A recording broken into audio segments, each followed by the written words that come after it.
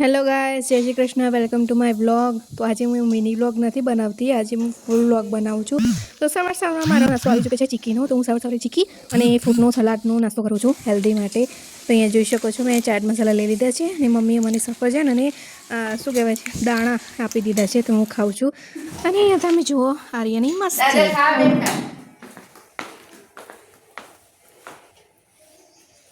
એ તમારું છે મેં કીધા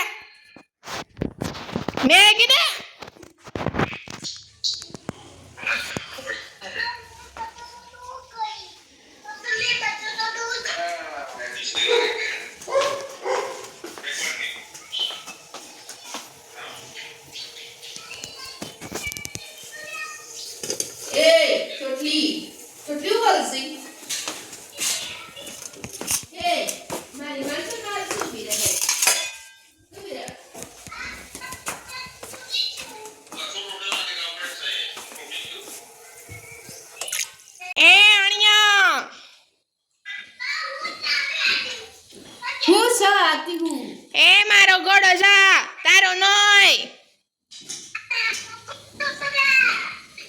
તારો નથી તારો છે માર પપ્પા લાયા તા ગોડો માર પપ્પા લાયા તા તી લઈ લીધો એ બી માર મમ્મી લાવી હતી આ માર મમ્મી લાવી હતી એ તી લઈ લીધું તમે જોઈ શકો છો હું અહીંયા કપડાં ધોવા માટે આવી ચૂકી છું. બધા સુકાયેલા કપડાં હટાવી દઉં છું. અહીંયા મશીન ચાલુ કરવાની તૈયારી ચાલુ થઈ ગઈ છે.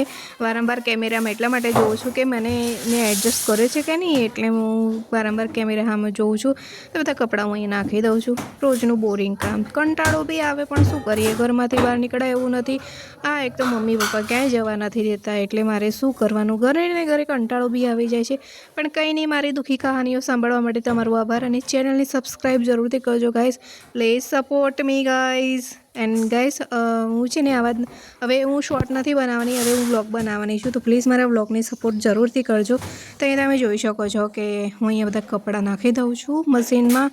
એટલે અમુક કપડાં મશીનમાં નથી ધોવાતા, એટલે હું સાઈડમાં કાઢી દઉં છું. તો અહીંયા મશીનમાં કપડાં ધોઈ કાઢ્યા એટલે ધોવા નાખી દીધા છે. હવે લિક્વિડ બિક્વિડ નાખીને બધું તૈયાર કરીને પછી મશીન ચાલુ કરી દઈશું. કપડાં ચાલુ કરી દીધા છે, મેં ધોવા નાખી દીધા છે. પછી મને યાદ આવ્યું યાર મેં તુલસી માતાને પાણી નથી પાયું. તો હું અહીંયા લોટો લઈને જાઉં છું. તો બહાર જોયું કે બહાર તો પડોશી કોઈ છે નહીં, બધા નાસી ગયા છે કામકાજમાં. અહીંયા તો મારી મમ્મી શાકભાજી પાછળ દોડી છે, જે શાકભાજી લેવા નીકળી છે. પેલા માસીના ઘરે ઊભો રહેલો શાકવાળો, તો અહીંયા હું પાણી આપી દઉં છું. તો એ માસીના ઘરે ઊભો હતો એટલે મારે કેવું હતું, ટામેટાનું શાક ખાવું હતું, પણ ઘરે ટામેટા નહોતા. એટલે પછી મમ્મી કીધું સારું હું લઈ આવું છું. તે ત્યાં ઊભો હતો શાકવાળો, એટલે મમ્મી કીધું સારું તો ચાલો હું લઈ લઉં છું. તો અહીં તમે જોઈ શકો છો મમ્મી શાકભાજી લે છે અને અહીંયા હું આવી ચૂકી છું બીજું ઘરનું કામ કરવા માટે. તો ઘરમાં તો બહુ બધું સવારમાં તો બહુ બધું કામ હોય છે, બધાના જ ઘરે હોય છે, એટલે લિટરલી એ તો બધાને ખબર જ હોય છે કે બધાના ઘરે કામ હોય છે. તો અહીંયા તમે જોઈ શકો છો મમ્મી શાકભાજી લઈ આવી છે.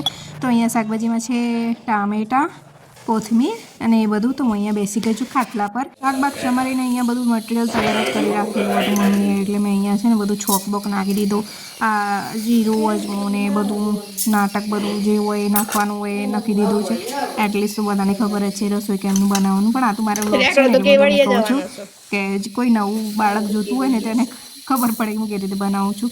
તો અહીંયા તમે જોઈ શકો છો કે બધું મેં નાખી દીધું છે. હવે જ્યાં સુધી તડ અવાજ ના આવે ત્યાં સુધી રાહ જોવાની.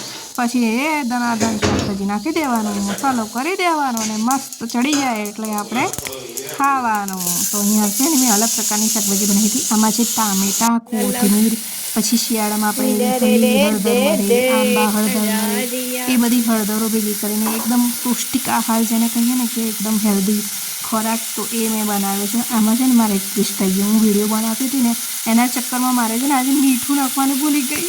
ગાઈસ મારે ચાખવાનું તો હું ભૂલી ગઈ. તે મેં ઠાકોરજીને છે ને આજે તો બોલો શું કહેવું હવે મારે, હું કેટલી પાગલ છું. અહીંયા મમ્મી બાજરીનો રોટલો બનાવે છે. બાજરીનો રોટલો મને આવડે છે બનાવતા, પણ એ છે મને અડવા નહીં દેતી. મને મારી મમ્મીને એક શીખાય છે કે મમ્મી તું મને ખાવા બનાવતા શીખવાડતી નથી અને મને પણ અડવા નથી દેતી. તો મારે જાતે શીખવું પડે છે. તો અહીંયા ચમચો નહોતો મળતો એટલે ચમચીથી હું તો ફરી વળી, ચમચો જ નહોતો મળતો મને.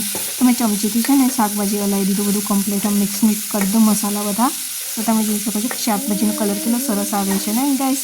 તો આ રીતે મેં શાક બનાવીશ. તમે ઘરે એક વખત ખાઈ જોજો, આ બનાવી જોજો.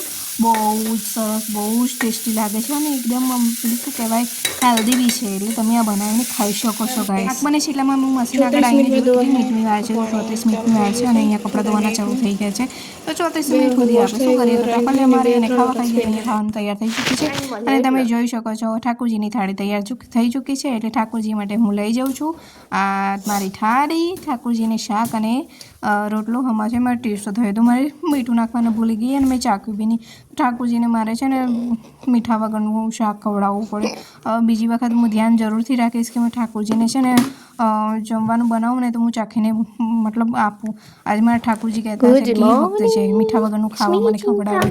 સોરી ઠાકોરજી, મને માફ કરી દેજો પ્લીઝ. હાલાકી મેં છે ને એમાં લીંબુ નીચોડેલું હતું એટલે લીંબુના લીધે ખટાશ લાગતી હતી એટલે બેલેન્સ થઈ ગયું. જો મીઠું ના નાખ્યું તો ફીકું ફીકું ખાવું પડત.